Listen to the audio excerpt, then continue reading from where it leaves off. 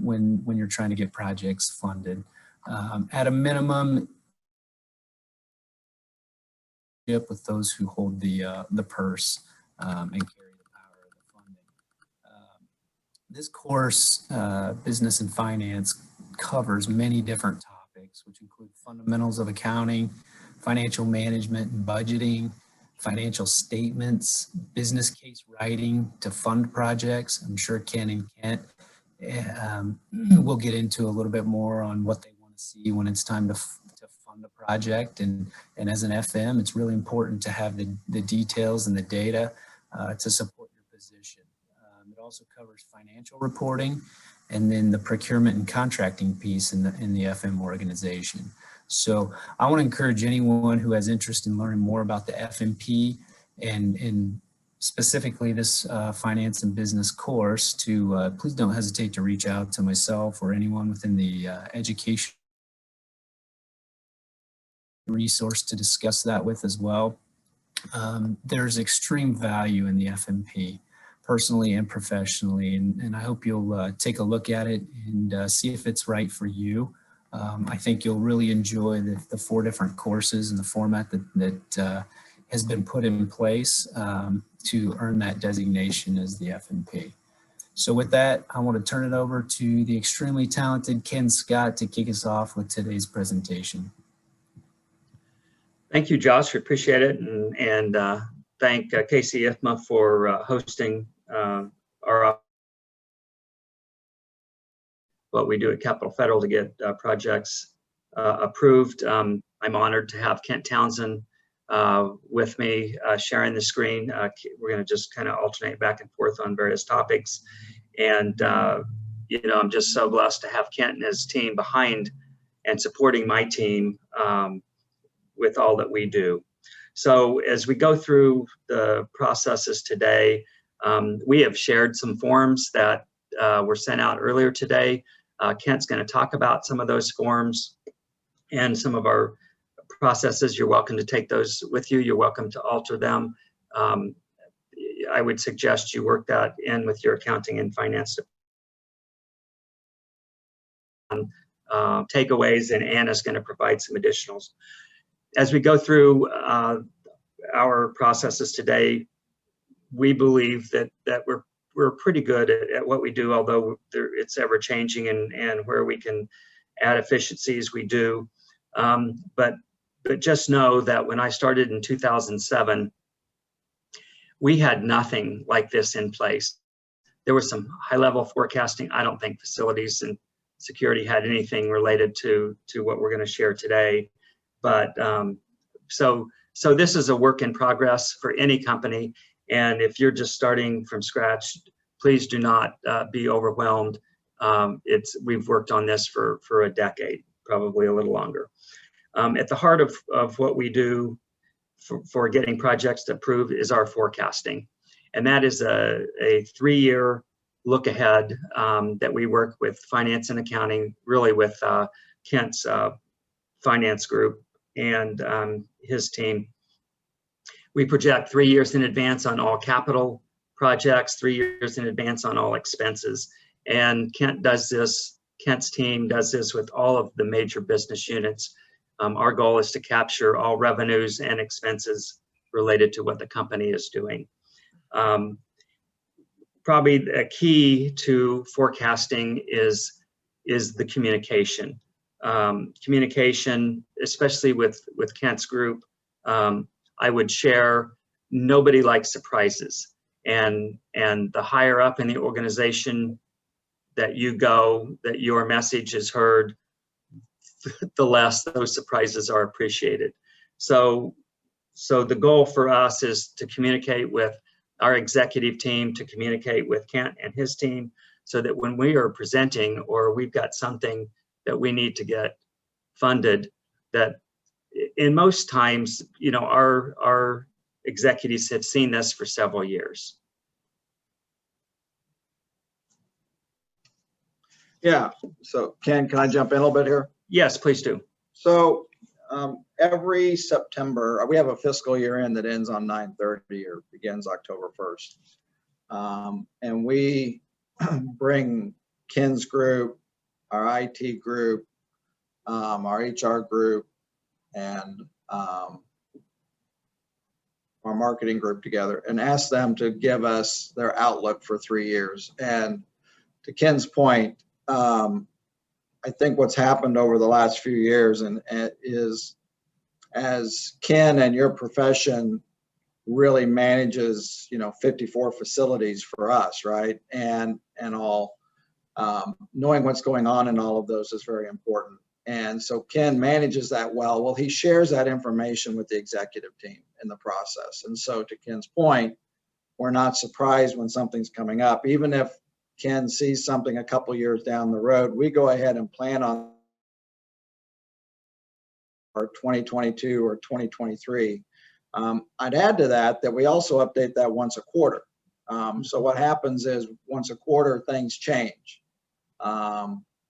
As things change, priorities have to be adjusted, and Ken's group will turn around and readjust those things so that we can stay within our budget for 2021, but we still know these projects need to get done. So they're always balancing out the priorities that need to happen.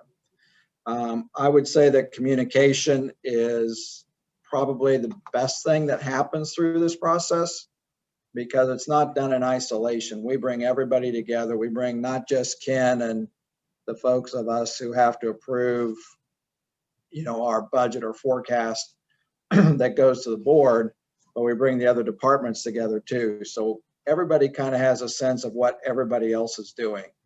And I think that helps as well, because what ends up happening in that conversation is if a discussion comes up about a branch, then our IT department knows they need to plan to support that branch with IT, and how do they make sure that that's in their projections.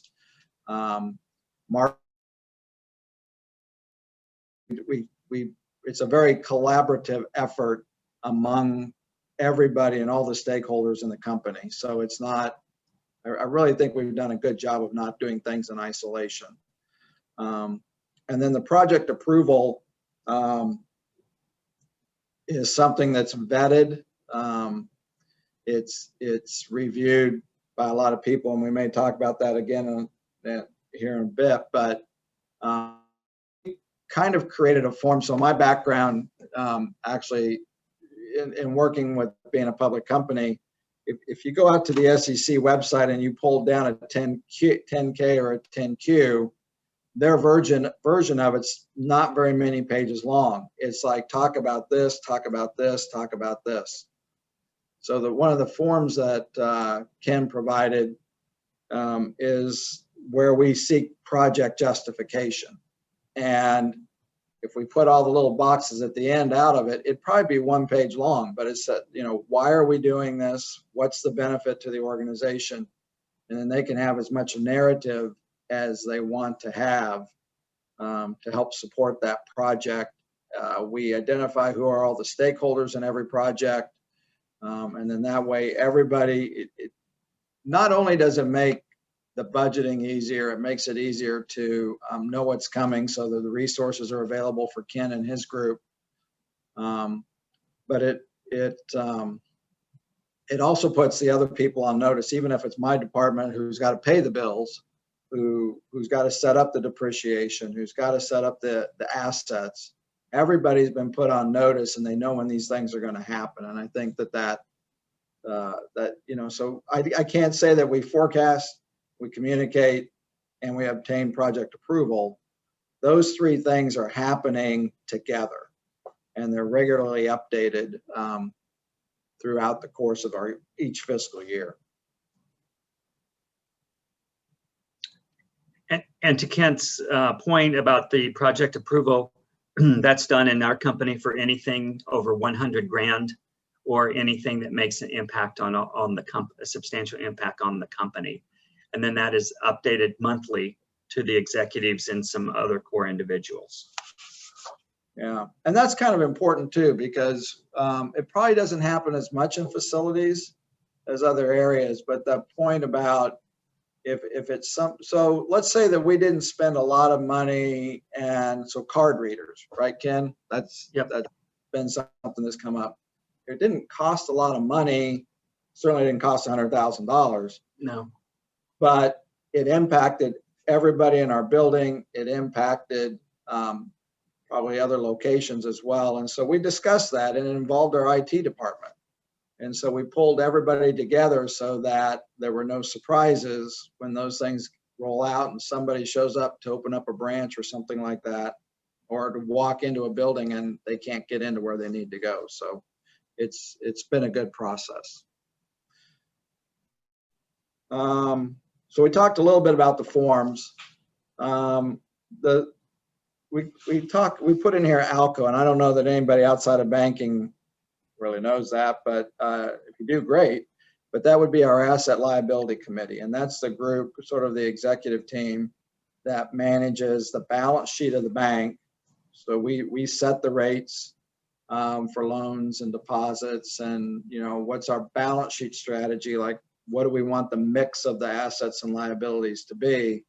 But that's also where we come in and have these projects submitted for approval, not just Ken's, but the marketing plan has to be approved.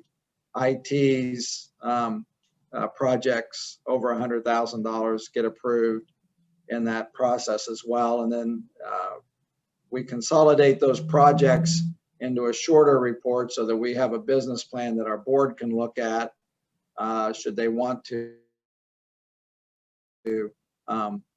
That's available for them, and it's available for, in our organization, all first vice presidents and up. So that would be any senior officer up can know what's going on. And then we talked about the forecasting. The one thing about the forecasting is that we actually worked with each group.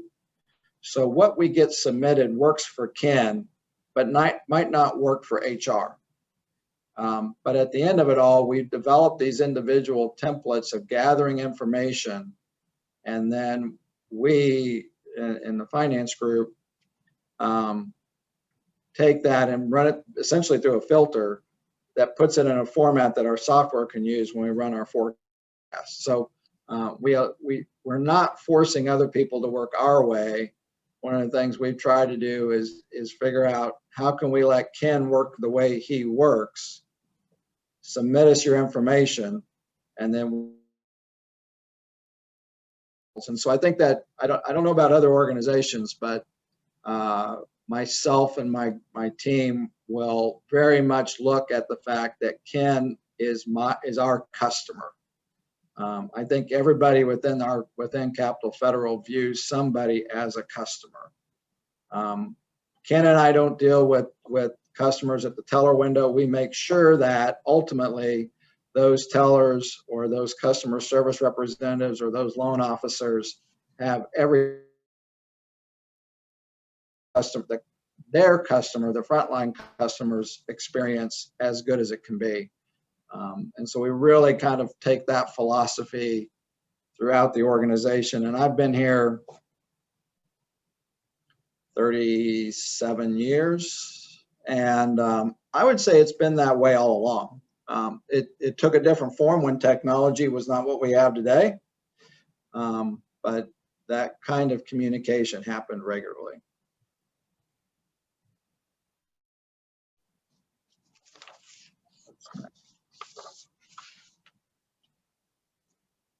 Is this me or you, Ken? You, sir. Okay, so one advantage I would say that a bank may have in this regard, although I think communication should overcome this. We talked an awful lot about laying a foundation of good communication, putting all the information out there, being very transparent. I would say that internally, everything that we can be transparent on, we are transparent on. And being public, we report to stockholders. We're regulated, so we have a couple of different banking regulators in the Fed and the OCC. And then every day we are looking at our cash position, and I'm sure every business is doing that. But all of our projections involve all of our projects. So whether we need to be writing a check for Ken to pay a vendor because of a branch that's being built or IT, we are always kind of consolidating all that information into one spot so that we know not just our cash position, but the expectations or the near-term encumbrances on that. And the other thing that we update our forecast, which is once a month, is we actually run a daily cash projection for 365 days, and then we consolidate that back. We look at that based on maturity dates of CDs. We look at it on, payment due dates on loans and all of our securities and borrowings.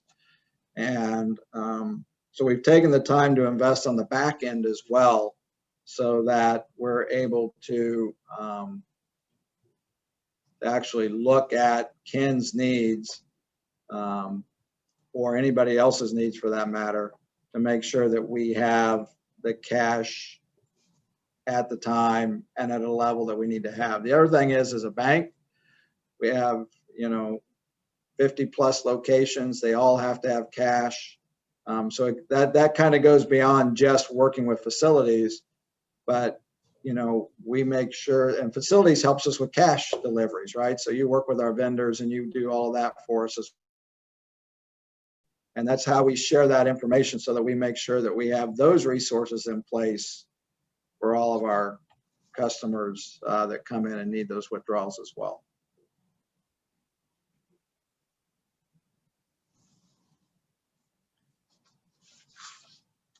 So one of the things that I think we have gotten really good work from, but Ken's group especially, is the difference between a capital expense and a direct expense and depreciation. We don't look at, so one of the things, if we back up in our minds just a minute to our very early discussion, that we have this form that Ken's group or any other group would submit saying, here's the project justification, here's what it costs. The other thing that form does is say, what's the 5-year impact on our financial statements for that? So from the very beginning, we know how much of it is a capital expense, but we know how much of it's going to impact our financial statements. And then we can use that to, at a high level, plug into what's the impact on our earnings, what's the impact on, given that most of our assets are in loans and securities and facilities is a smaller part of that. But the expense that comes from those facilities really drives a lot of our financial results. And so we are able to see the impact of that. And so we allow them the opportunity to say, we're going to build a branch for $1 million. Here's the depreciation expense, but they also come in then with the direct expenses of those branches. For example, utilities. They come in with property tax estimates. They come in with the IT depreciation. So they're going to put in, technology and depreciate that. We're going to put in, we're going to have people working in these locations. What's the impact of that? So one of the things that we do is we essentially create a mini financial statement for each project. And what's the impact of that on our financial statements? And I think that what that does is that while we don't do a return on investment calculation, we know the impact of these decisions more on a immediate impact to the income statement or to the balance sheet. But our impact is really measured by how does it impact or help us improve our customer relationships, whether if it's a branch, how many deposits do we expect to come in, how many loans do we expect to originate, or if it's a security system, what's the impetus behind that, and how does that improve our ability to stay ahead of bad actors. It's not, sometimes it's more of a compliance type function, but we have to stay ahead of bad actors. We all do. And that's part of our justifications from time to time.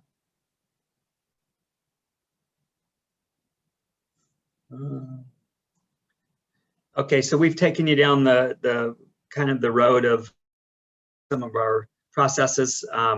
It goes back to, getting everybody on the same page. it goes back to setting the goals and making sure everybody understands the goals. It's just not my goals. It's not just Kent's goals. We have to support the retail side of our company. We have to support the lending side of our company. We went through a merger a couple of years ago, which put us, we were already in the commercial banking business, but it put us more front. Picked up a trust department.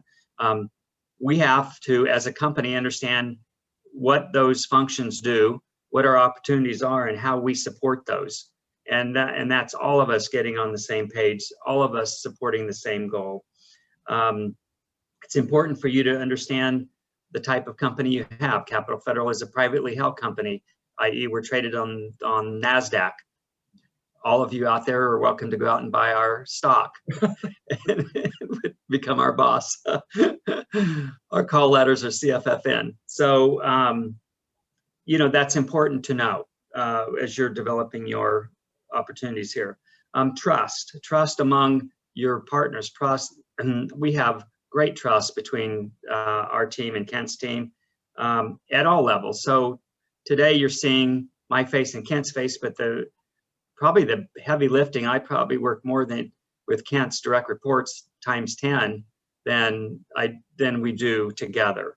And my team works with his team directly. So, you know, we're not stuck on, well, you're at this level of the company or you're on this level, so, you know, you have to deal. It's like, no, you go to wherever that person can deal with your problem. And that's how we solve problems fast. Honest. So I'm not worried if we don't spend all of our budget. I'm not worried if we have money left over. In fact, many times that is our goal. If we can push a roof over another year, we can do something another year, we move that around in our forecast on the budget. I'm not worried that if, you know, one year we have 10 million in construction, the next year we have 5, that 5 is a threshold. We know what our processes are. We trust each other. We have track records together, and we like that relationship. Let's talk about forthcoming. You know, everybody has opportunities for improvements or for failures, and I'm going to share one of my. So we as a company, we decided that we were going to remodel our home office. That was a project of construction only of somewhere around 20 million, plus furnishings and everything else that goes with that.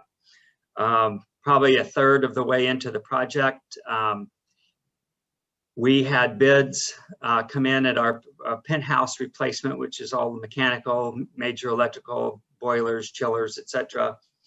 We had a budget of $800,000 to replace that equipment. Our low bid was $1.8 million. That's a low bid. We have $1 million bust. So I walk down to Kent's office. We've got a problem here. Of course, using his leadership skills, he goes, you need to go tell John. And John is our president, CEO, and chairman.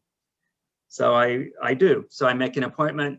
I also, before I go to see John, I come up with 3 or 4 scope options that would reduce our bust probably to maybe $500,000. It probably is about as low as we got. So I scenario, told him what had happened, shared the options to make changes. But he said, we've undertaken this investment. We're working on a 20 to 30 year plan here. Let's not take shortcuts. Well, I'm not pleased that we have a $1 million bust. What I am pleased is that we have a solution going forward. We know where we're at. We're going to adjust. We'll adjust our budgets. We're going to complete the project. And we did do that. So I certainly, as somebody working for our executives, appreciated the relationship ability to share. That's why I was not concerned, nor was I afraid to share that, nor did I even think about covering it up or blaming somebody. It was me who hired the architects. I hired the engineers. That makes it my problem.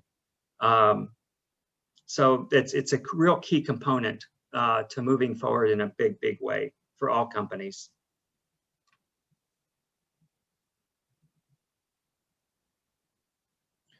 Yeah, so I think one of our we will do, my folks will do any research that Ken needs help with. We don't expect him to go out and, you know, we want him to be an expert in facilities and security and support for our facilities. We don't want him to also have to have a staff that's going to take care of those one-off questions about, well, where did we spend this money, or what did we spend a year ago? So our folks will put together any of the reports that he wants. We'll get vendor history. Doesn't have them, because I also have records management is under me. Our modeling that we do for our forecasts or business operations, we at least once a quarter come out with variance reports so that nobody's surprised. And the other thing that we do in writing, what supports the numbers, so that it's memorialized. Nobody has to remember one story different than another. And that's also what we do back in the very beginning. But the support for that documentation, while it adds accountability, it also removes uncertainty.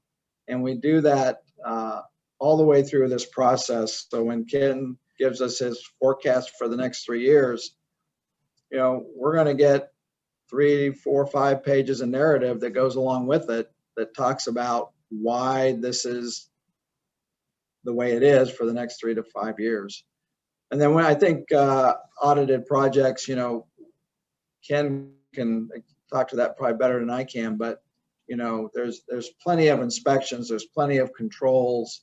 I don't think we hand off the responsibility for any project to anybody else. To Ken's point, and we've all had it, I've had my share too.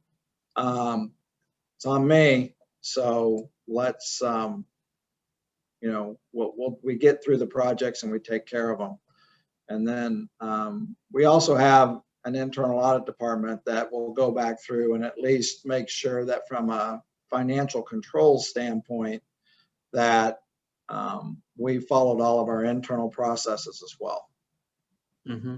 And on the internal audit process, on that project I just referenced that we did $20 million worth, that project actually was a cost plus project, which we're not afraid to do because we are not afraid to share in the risk. Cost plus project, you get to manage 95% of all the costs. We make those contractor books open. We know what their fees are up front. But with that, that project, our internal audit audited that project 3 times, totaling $7.4 million in invoices that were sent to us. They found one error of about $250 on a rental charge that was billed to our job that should have been somebody else's. So they're not an adversary to us. They're another tool that we have available to help us do our job better.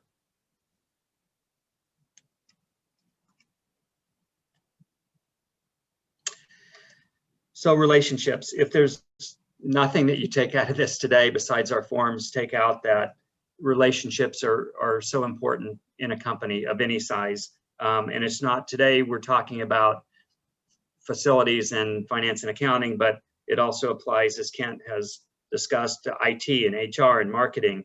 And we meet with our major business units. I meet with those EVPs on a regular basis. They have my cell phone, I have theirs. We are a support group. My team, facility, security, purchasing, fleet, whatever, is in our company. And I ask our team on a regular basis, or it's more like a quote.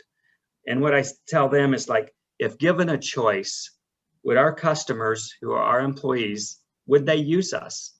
If they could go outside of our company and they could use somebody else, would they do that? And if we're not doing our job well enough to answer that question is no, they would use us, then we have lots of opportunity for improvement. And that's what we face. That's what our goal is every single day.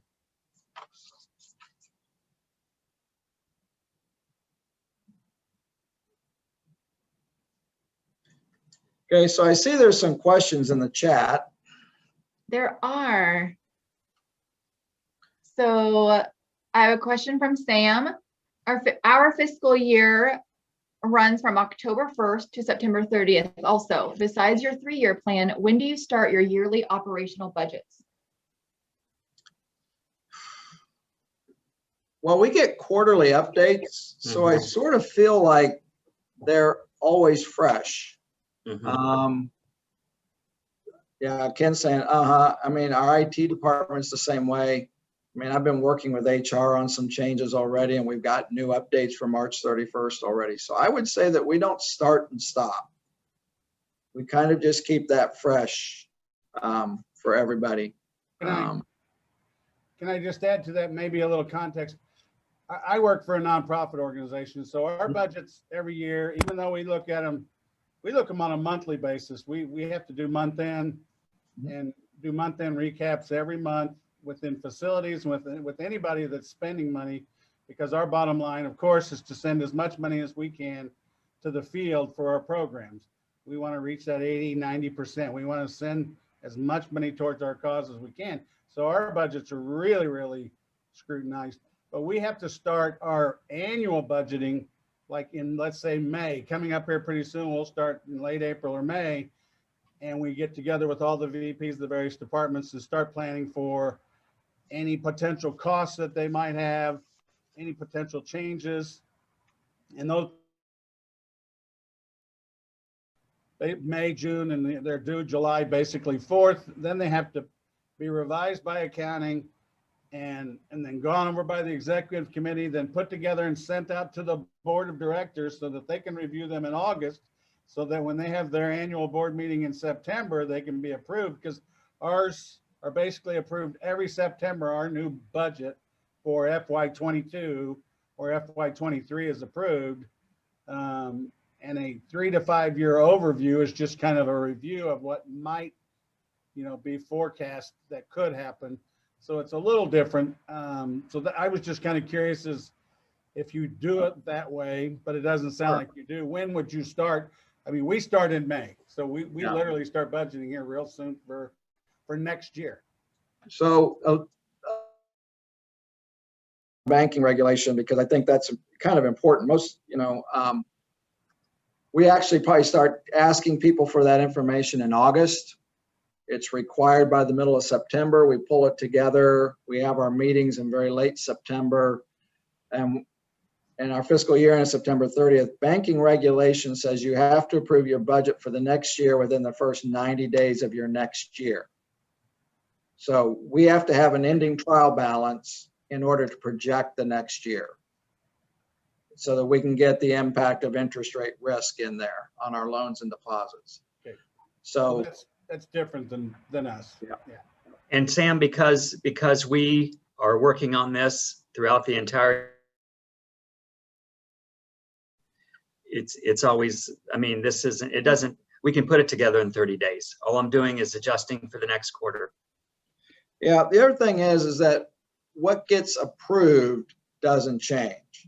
So all performance metrics for officers, any departments, whatever, are stay static. What we do with these quarterly updates is just essentially refresh it, saying, okay, this is what's happened to interest rates in the last 3 months. This is now where we think we're going to end up at the end of September. Much of that is driven because we're a public company and being able to respond to investor inquiries and stuff like that. I think in my 30 years, this actually Thursday is my 30th anniversary here at Children International. Congratulations.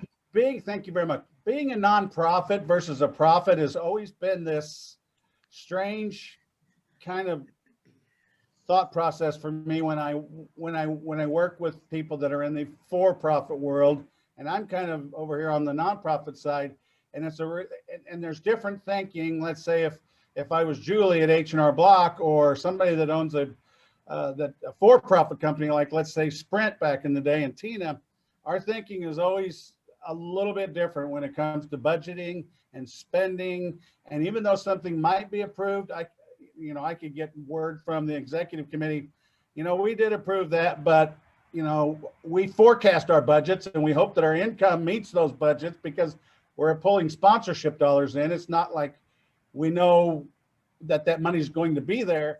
And they'll come to me and say, well, sorry, Sam, you're not going to be able to replace that boiler this year. You're going to have to keep it together another year. Just as if when we rebuilt our facility, planning our facility in like 2002 and 3 and did visioning and planning, and then 2008 hit, and that was the year we were going to build the building, and we pushed that off for another 3 or 4 years because of the finances just weren't right for us. So it's kind of there's a real different thinking when it comes to for versus nonprofit thinking from a financial side. At least it always has been very interesting to see the differences for me being a nonprofit director of operations or director of facilities. Yeah. All right. Rolling into a question from Julie. Do you hold a slush fund emergency bucket of dollars? And if so, how much percentage of your annual operating budget? We don't.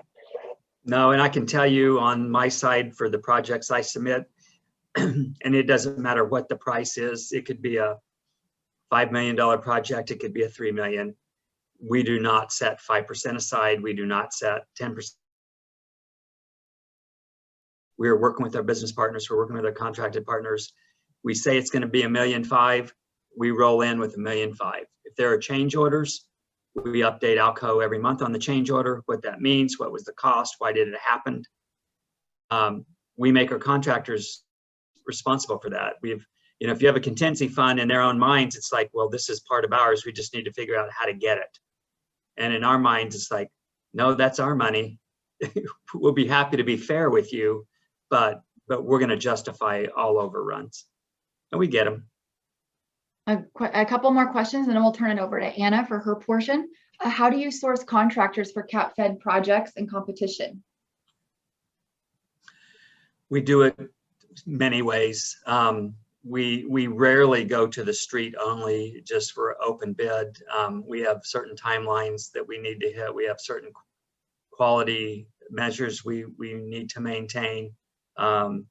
Nobody does all of our work. We have probably a group of 5 to 10 generals that do work for us between Missouri and Kansas, and a lot of the work is cost plus assigned with history. We know where the market needs to be. We've built 20 branches or whatever since I've been there, but sometimes we'll do the one at North Oak. We did a cost plus invite only bid. We had 5 GCs in Kansas City come in, provided quotes for that. Our architect on that job was Gastinger Walker. They evaluated the proposals and we went forward with that. Robert Reynolds, what does your capital project prioritization process look like? Committee, board input, level of FM feedback?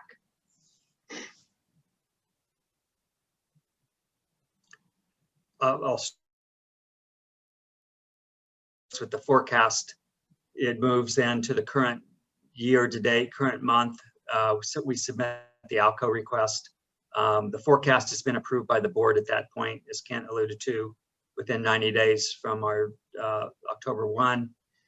We begin, if approved, the project begins. We give timelines, we give updates monthly.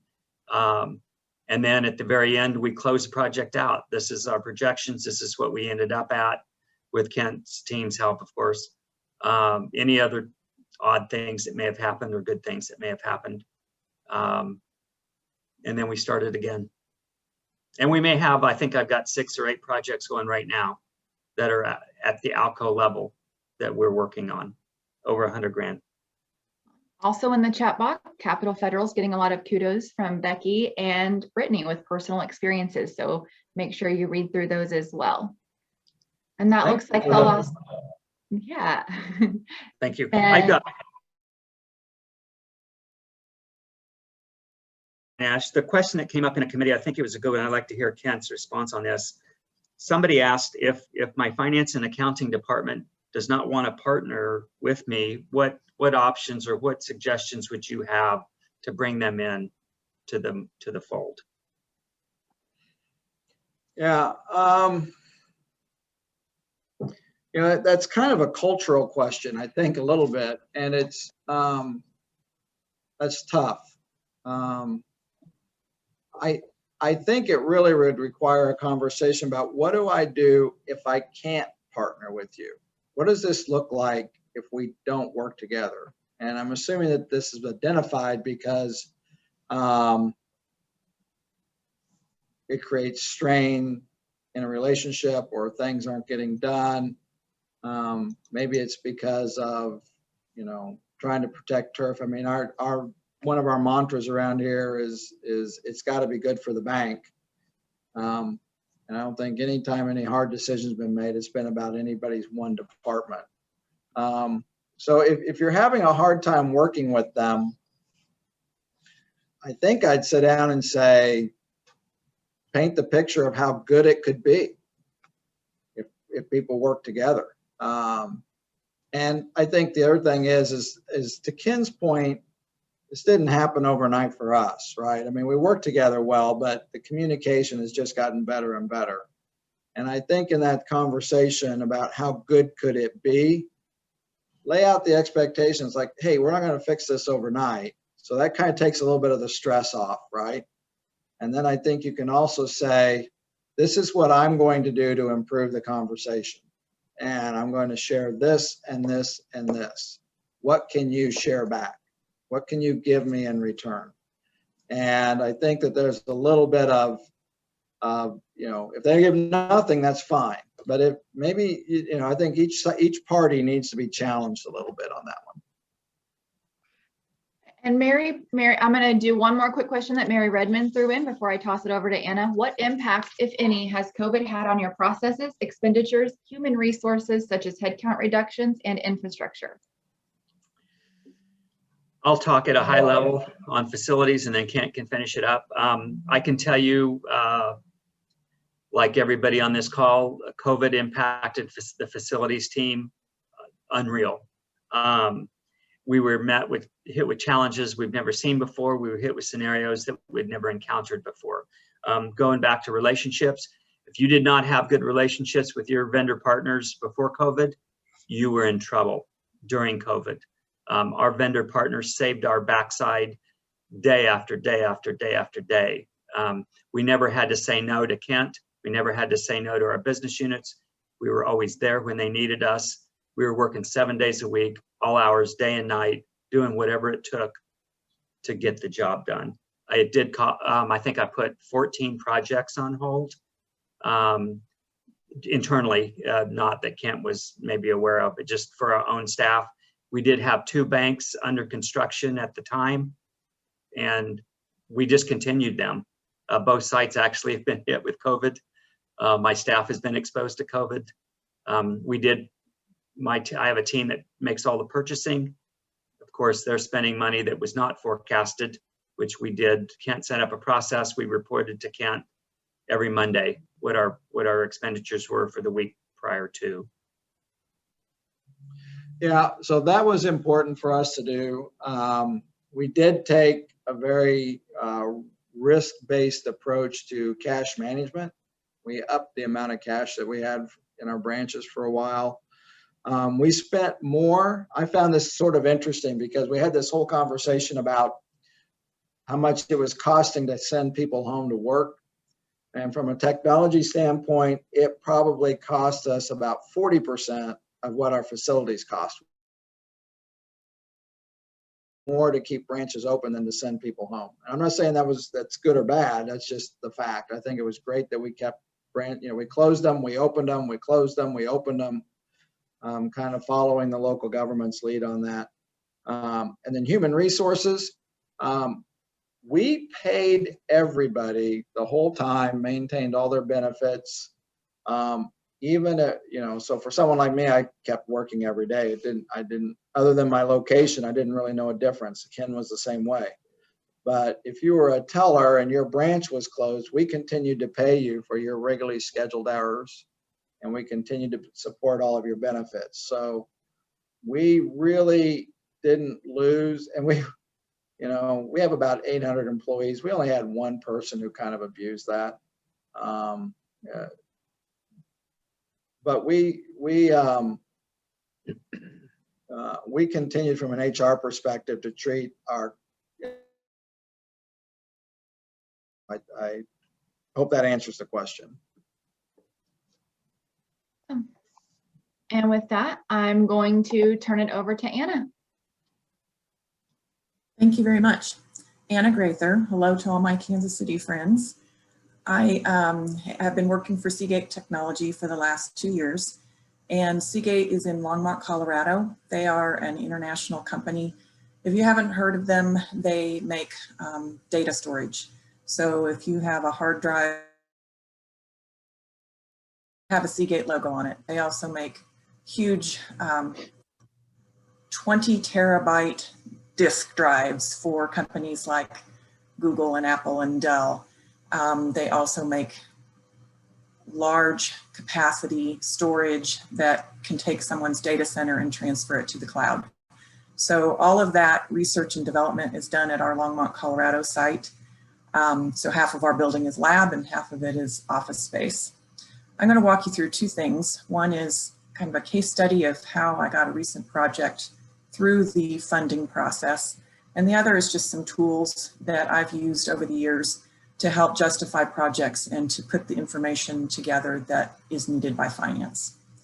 So this first one is an oddity, COVID thrown in and a lot of unusual situations that aren't normal, but it kind of highlights how important it is to put your criteria together and have a good understanding of that. So this project actually started by my manager adding it to my budget and me not knowing what it meant. It just said lab, $500,000. He wasn't able to talk to me about it at the time because he was under a non-disclosure agreement, which is what Seagate uses when they're exploring scenarios that might impact employees or sites. And in this case, it was impacting both. So I saw that in there. I knew something was coming, but I didn't know what it was. I call those a drop-in project. I'm guessing no one else has ever had a drop-in project that just lands in their lap and becomes a #1 priority. So once he was able to talk to me about it, he did his best to scope it out without being able to talk to anyone on our team, anyone at our site. And of course, it wasn't fully fleshed out. So our first scenario was that we needed to really understand what the need truly was. And the situation is that our Minnesota site, we had 2 sites there, they were consolidating to 1. All the test equipment for the drives was being shipped to Longmont and very quickly. So we needed a home for it. We had no excess lab space. All of the lab side of our building, all of the compressed air, the chilled water, the clean room capacity, the 415 volt power was all on the lab side. None of it was on the office side. And the only space we had was on the office side. So that impacted the budget significantly, having to extend all of those utilities across. So we worked very closely with our business partner to establish not only what was needed, but the priority, because those priorities would be tested again and again through this process of what is the most important aspect of this project, what can you live without. So once we had that clarified and had developed a plan, we started getting pricing from vendors. And in the middle of that process, before we had ever put the project out to bid, we needed to put in our annual budget request to update that initial stab in the dark at the dollar amount. That, of course, was higher than it had been. We worked with our finance partners in Longmont as well as in California. Our finance group, the CFO's in California, the accounting department is in Asia, and then I have a partner here in Longmont that works with us on pretty much any of our data needs. So that they are actually included in the design process. They attend our design meetings and are very aware of what we're doing on a project. So we had that annual budget request, needed to update that. And as they worked it back through finance, we were told the Longmont site will not get an increase. So the business side needs to find the dollars somewhere for this. They worked it through and were able to carve it out from the overall closure of the site that was happening in Minnesota and transferred that budget into our Longmont budget. So again, working very closely with the business partners. I don't know how many different slide decks our business partner created to justify all of the testing that needed to be done, where he was going to put it, why it was needed, and also relying on facilities to support that in terms of what were the provisions being made and what was the cost going to be for that. So in the midst of this, COVID was they had to really look at cash on hand and at capital projections. And once we thought we were stable with our budget, we were asked to reprioritize and to essentially cut severely our overall capital budget. When we looked at that, we had to say no to some of our other business partners that had also requested projects from facilities. And the only way they were going to get that approved was to work it up to the very highest level in their organization. This one made it, and a couple of others did not. So again, being able to put together your reasoning and your justification for why a project is needed and what exactly those steps will be in a clear, concise manner was key to continuing on with this request. And as Ken mentioned, a lot of our other projects went on hold in our organization as well. Once we had the funding agreed upon and transferred over, then similar to what CapFed does, we put together a spreadsheet of all of the project costs, all of the things that would be needed for that. That was sent through for approval, both up the facilities side of the business into finance, as well as the business side. It needed approved on both levels at the very highest level of the company for a $1.2 million project, just because of the constraints of the economy during COVID. We got that approved finally, and thought we were good to go, and then started writing the purchase requisitions, and they got held up. And that was due to the release of capital funds. So as mentioned in the previous presentation, Seagate had to look across all of their commitments for dollars and when those commitments were going to happen. This project was slated to happen between March and May, and we ended up needing to go back to our major vendors on the project and ask them to renegotiate the terms so that they wouldn't bill us until July 6th, which was our next fiscal year. So all of that, the point in each of those steps is making sure that we have a well-crafted message, that the justification is there, and that everyone can see it from the perspective that they need in order to do their job. I'm going to go on now to some of the tools that I have used across the years, and they all help in justifying costs within the facilities organization and within finance. So the first example I have is a project justification. In my case, I just use a one-page sheet. It answers these basic 5 questions. And just as an example, this one is for generator controls. You may recall in Colorado, we had a lot of wildfires last summer and fall. 2 of the largest wildfires in the history of the state all happened during that time frame. And a 3rd fire happened near Longmont in October, and the evacuation zone came within 2 miles of our site. So our business continuity folks gathered together. What are we going to do if we have to evacuate, if we lose power, how long does the generator run? This building was not a critical site when it was built. The generators were only meant to transfer power. They were not meant to run for 7 days and hold the building.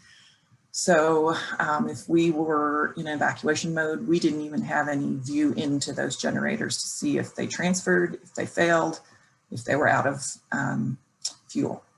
So this justification was put together, the problem being we don't have remote control for the generators. The supporting data that we put together is what's the make and model of those generators, how long have they been in place, what's their life expectancy, how much fuel do they need, how long is the runtime. and the issue that we had no status or fail indication. The urgency, in this case, it's just that there's an increased prevalence of wildfires in the Colorado area from what it was 20 years ago. And it's really up to other groups than that to say, yes, it's critical enough for us to proceed with that. And then the specific recommendation, we were going to add 2 controls to 2 generators with a web-based interface. And then the cost. We had quotes that we included with that. And in this case, it was an expense. That little sheet of paper has been of great help to me. And what I realized as I've been working with maintenance teams over the years is that most of the folks on the maintenance team completely know their equipment. They know what it can do. They know where the risks are. They know how it's going to fail, and they have a pretty good sense of when it's going to fail. But to get them to put it on paper is sometimes quite difficult. So my role has always been to pull that information together and compile it and be sort of the interpreter between the facilities maintenance team and the rest of the organization. Another tool that I use is an opportunity register. So in this case, it's about energy savings. You could use it for anything pretty much. We have a list of maybe 50 ideas that we're working through on how to save energy and be more efficient in our utilities. This is just a little snippet of a few of the things that I think are key in that register. So we identify the opportunity and then 1 to 5 scale. So what do we think the return on investment is? And sometimes there's not a whole lot of data, it's your gut feel. Sometimes we researched it a bit. So 5 being the highest score, we gave that a 4. How achievable is it?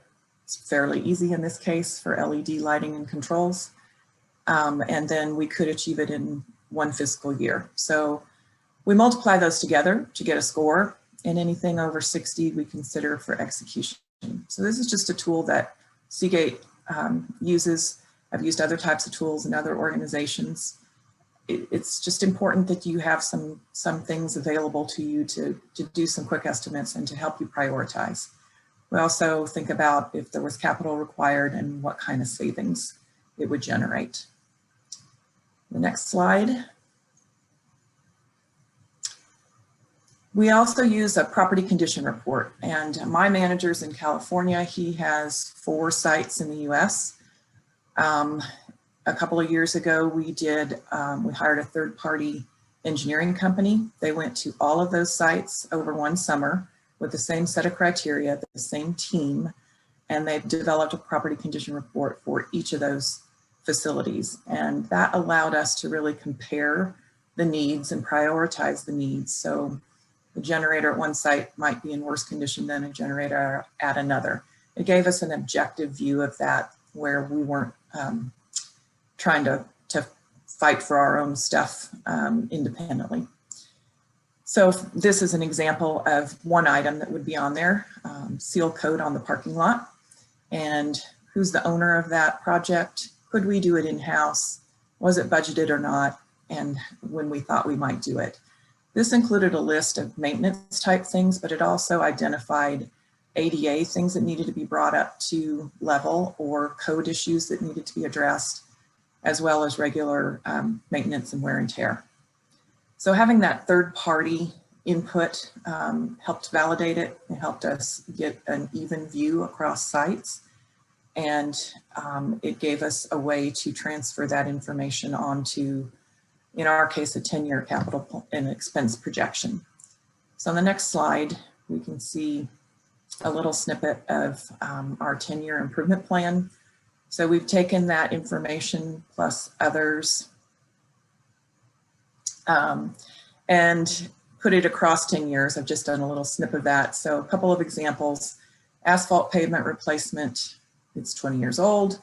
I think it'll cost around close to $3 million. It would be considered an expense in this case, and we're going to do it in year 3. Parking lot lighting efficiency, we're going to change the heads on all the parking lot lights, which we have done, convert them to LED. It had a return on investment of about 1.5 years, and we spread it across 2 years. So this allows a snapshot view of capital versus expense spending. It allows you to note your justification and priority. And it also allows you to, if desired, spread your capital expense dollars pretty evenly across those 10 years, or know where there are going to be big hits in years so that you can be partnering with finance on how you're going to address that. It's a pretty comprehensive list. It really covers everything from kitchen equipment to chillers to access control, and allows you to take a good broad look at what's happening in your facility. So those are some of the tools that I've used at Seagate and other places, always partnering with our finance team so that they're aware. They receive a copy of this 10-year improvement plan. And it just helps us as we make our case and partner with them. And that's it.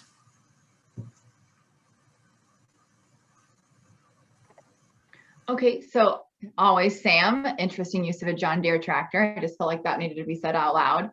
If anybody else has any questions for any of our panelists, please go ahead and unmute your microphone and go ahead and ask. Oh wait, hang on. I asked this earlier, but what level of expense or type of expense do you use to identify if a project should be capitalized or a direct expense or operational expense, as we call it? For our organization, I'm still figuring this out a little bit. There's a lot of gray areas, but typically if it's over $5,000 or if it has a certain life to it, it's considered capital. But there are a lot, for instance, if we are rebuilding a chiller versus replacing it, even though it might cost $200,000, we can expense it because it is rebuilding an existing piece, and the definitions vary. So I'm interested to hear Capitol Federal's take on that also. I'll just add on to my reasoning for that is, again, we have different rules when we have operational expenses that are budgeted for, and the budget's already been becomes determined to be a capital project. Sometimes we have to take that back to the board to ask for permission to do that project, even if it might be $20,000 or $200,000 or $2 million. Those have to go back to the board because anything that's capitalized generally and outside of the budget has to be approved by the board, regardless if it falls outside of the original approved budget for FY21, for example.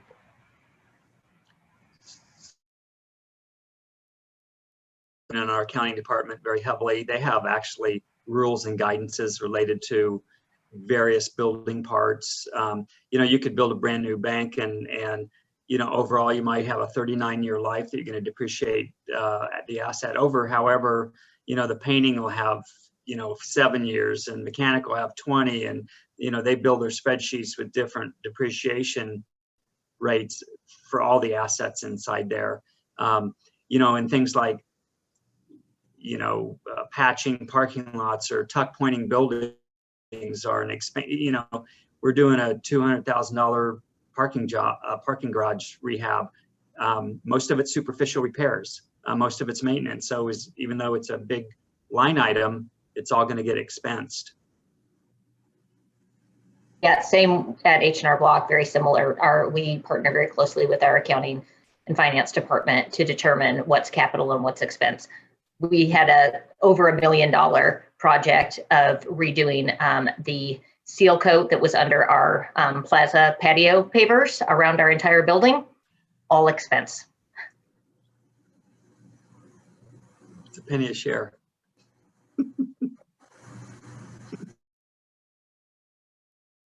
Now, and as I asked Fed, what was the impact from COVID on infrastructure, facilities, and also HR?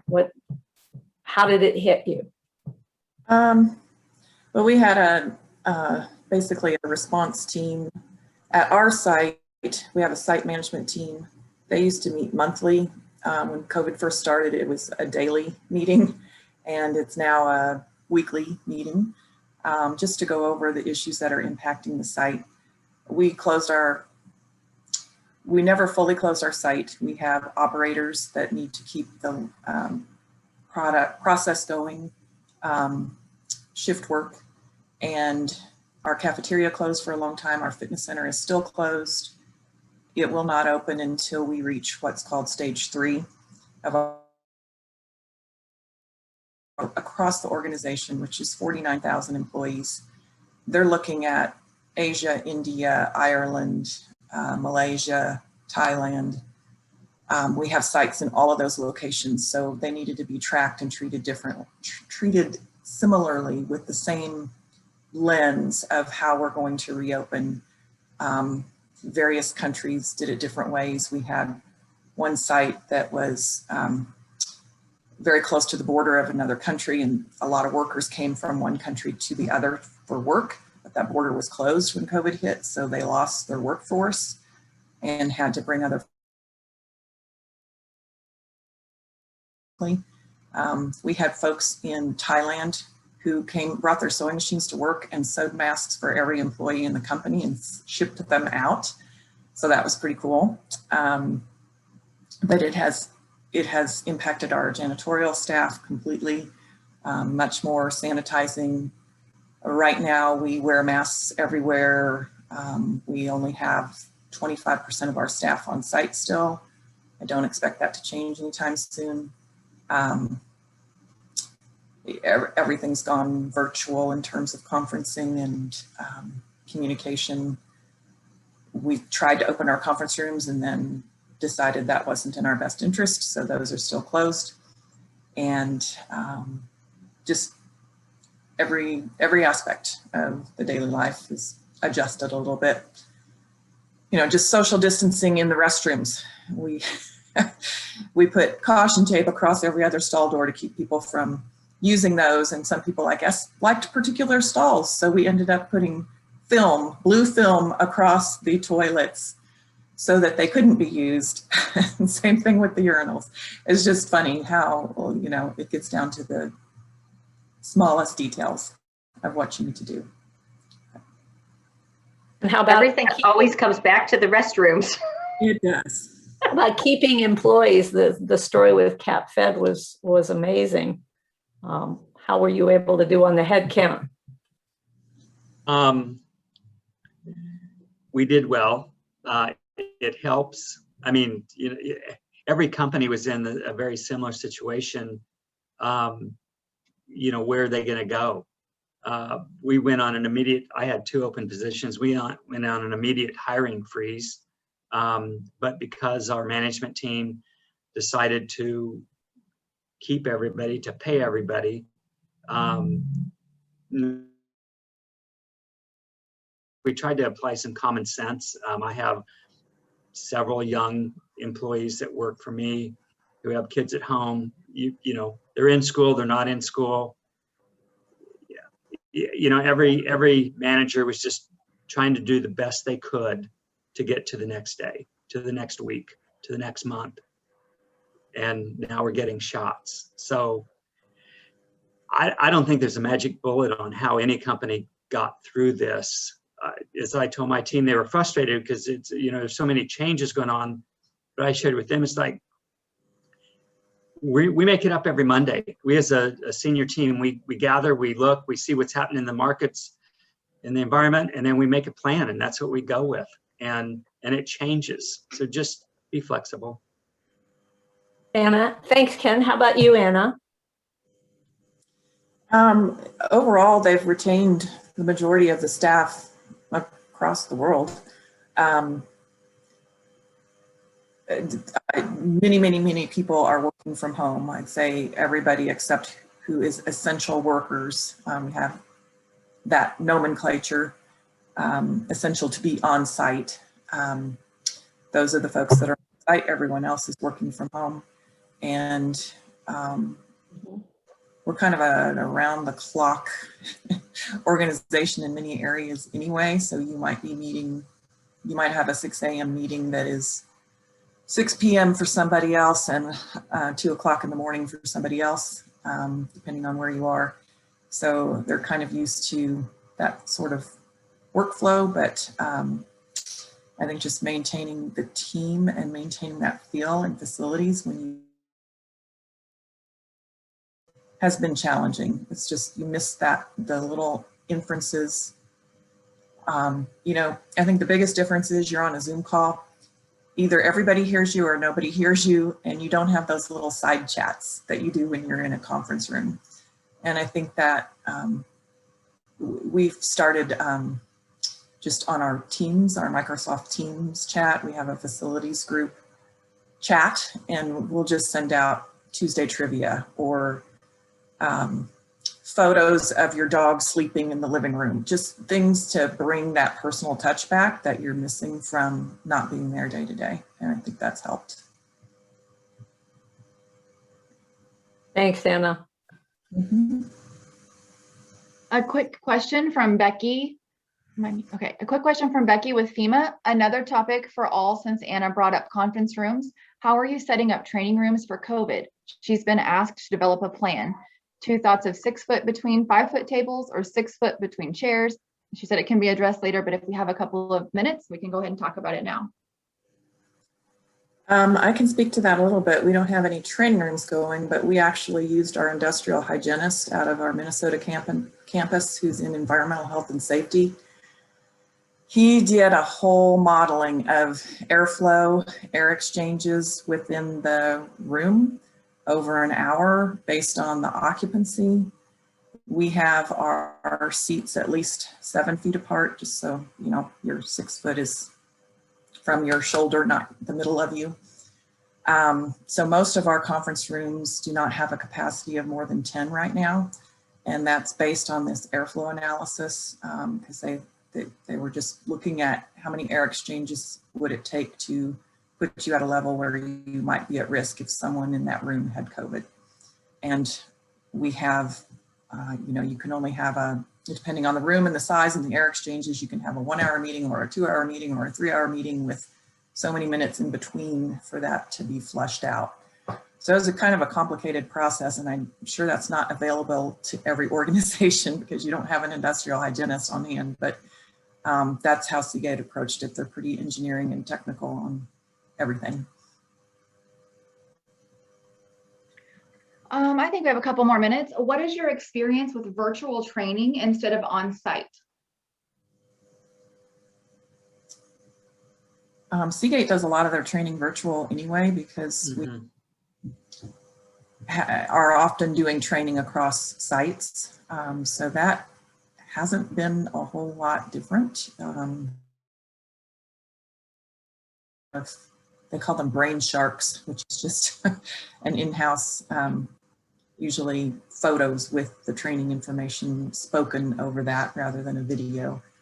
So I would say I haven't seen a whole lot of difference there. And Capitol Federal has an automated process as well because of the regulation of the banking side and of the publicly traded stock side. So every employee is assigned, you know, 10 to 20 training pieces. It's all online. It's, you know, 10 minutes to 30. It's tracked by our risk management group. And once a quarter, the outstanding training or people who are behind is reported to the executive level. So you don't want your team on that list. very similar. It's tracked by, depending on the organization that's putting it out there, but EHS does a lot of it. And then you get a reminder if you haven't done it, and then your manager gets a reminder if you haven't done it. So, but a lot of it's conducted virtually.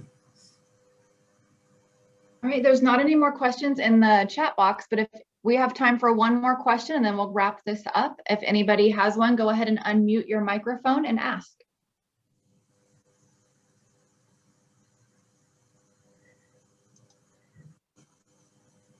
If there are no questions, I would like to thank Ash for sharing some of her vacation. We've intruded upon that probably more than the half a day we see her here. So thank you. Thank you for that. You're Yes. very welcome.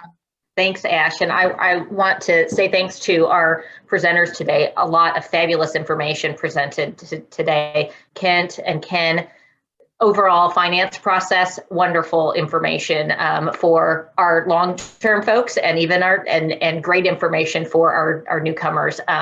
And communication, you are right, is key between yourself, the finance team, and the CFO in order to get your projects going. Anna, awesome information, detailed steps on getting your projects funded. I loved all of your slides. Those are great tools. The more and more I spend time talking to our executives, they only want to see one page of information. So those are fabulous tools to use. And then Josh, thanks so much for your insights on the value of your FMP. So great information. Ash, what do we have next? All right.